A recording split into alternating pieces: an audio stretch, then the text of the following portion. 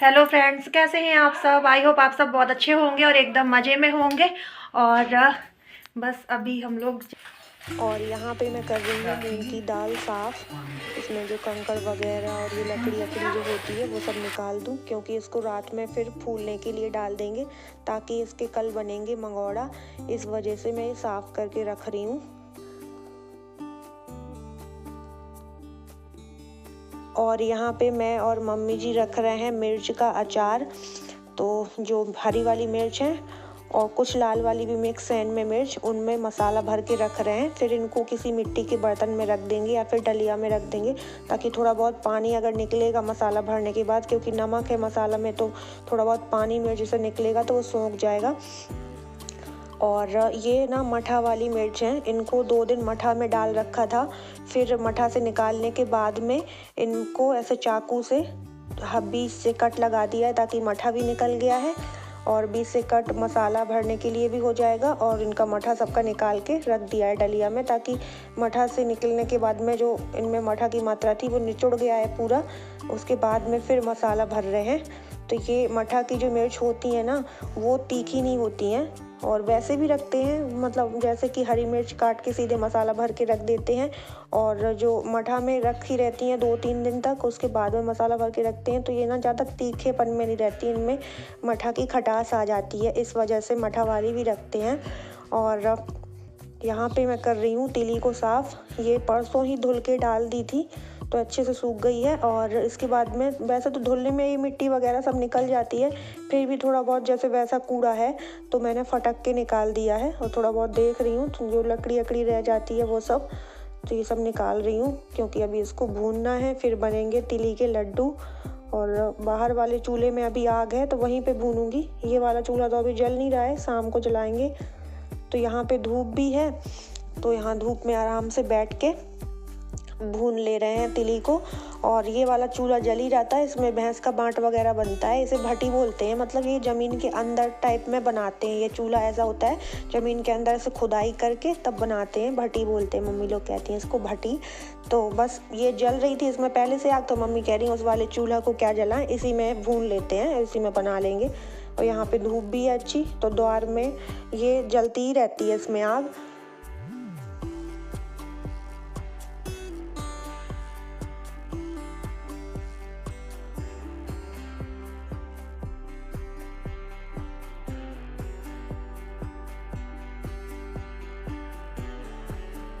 और तिली तो भून ली है मैंने, अब मैं उसी कढ़ाई में भून रही हूँ आटा।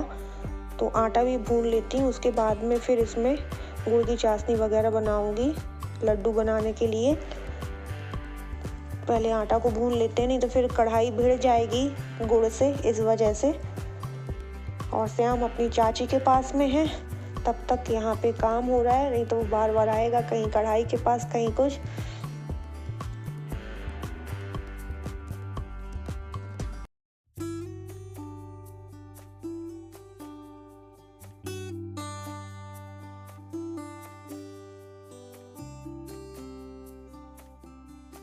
तो मम्मी जी बोल रही थी कि तिली के लड्डू तो जैसे बनेंगे ही, तो थोड़े से आटा के लड्डू भी बना लेंगे।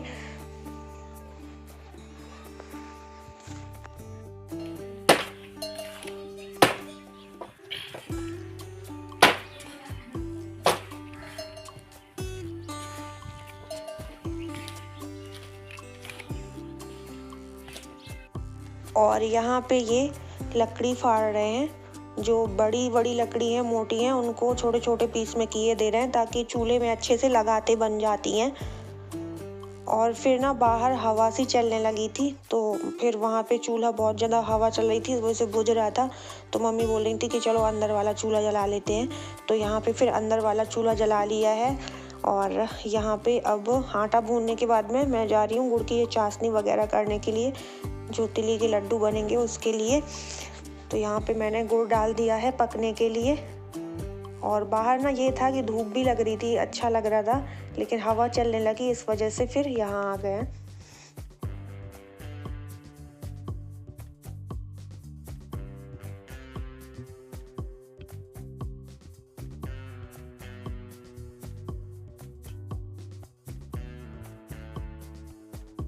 और जब यहाँ का चूल्हा जला लिया है तो ये देखिएगा यहाँ का चूल्हा बुझ चुका है, हवा की वजह से ही फिर बुझ गया है।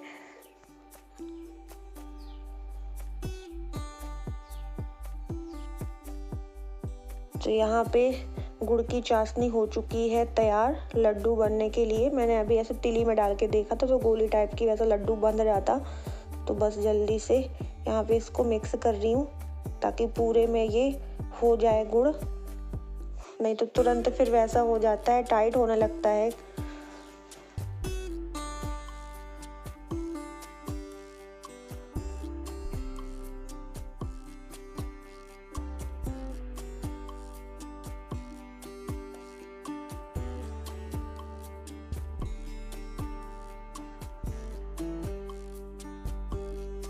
और अब मैं और मम्मी जी बना रहे हैं तिली के लड्डू, बांध के रख रहे हैं तिली के लड्डू जल्दी जल्दी।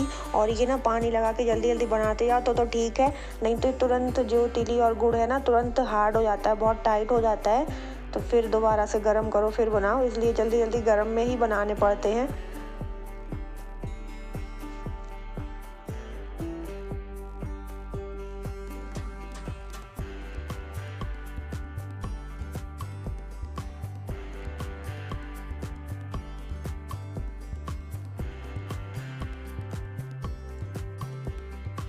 तो यहाँ पे हमारे तिली के लड्डू बन के हो चुके हैं तैयार और आटा के भी बन गए हैं।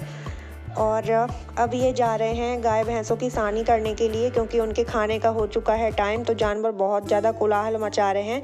और इस वाले बर्तन में है बाँट, जो दलिया और आटा और जो सरसों की खली होती है उसे मिक्स करके पकाया जाता है। और अब ये भूसा के साथ में मिलाया जाएगा, तब जाके सानी बनेगी। और उस सानी में कटी हुई घास भी मिला देते हैं, तभी उसका नाम सब मिला के सान दिया जाता है, तो सानी हो जाती है। और ये देखो अपना अपना इंतज़ार कर रहे हैं कि हमारा खाना कब तैयार होगा। तो यहाँ पे भैंसों के लिए खाना तो हो चुका है तैयार, उनकी सानी हो गई है तो वो खा रही हैं। और यहाँ पे ये देखो माँ बेटा लगे हुए हैं आराम से खाने में, इनका खाना भी हो चुका है तैयार। तो ये देखो बछड़ा किस तरीके से अपनी माँ के साथ में खा रहा है, गाय और बछड़ा। और पहले ये दूध ही दूध पीता था, अब तो थोड़ा बहुत घास खा लेता है, अपनी माँ के साथ में सानी भी खा लेता है, भूसा वगैरह। तो बस सबकी बारी बारी से सानी हो चुकी है तैयार। तो यहाँ पे ये और मम्मी जी सब लोग मिलके करते हैं सानी, और पापा जी मतलब एक लोग देखने के लिए खड़ा होता नहीं तो पूरी सानी वो बिखेर देते हैं, पूरा भूसा घास सब बिखेर देते हैं।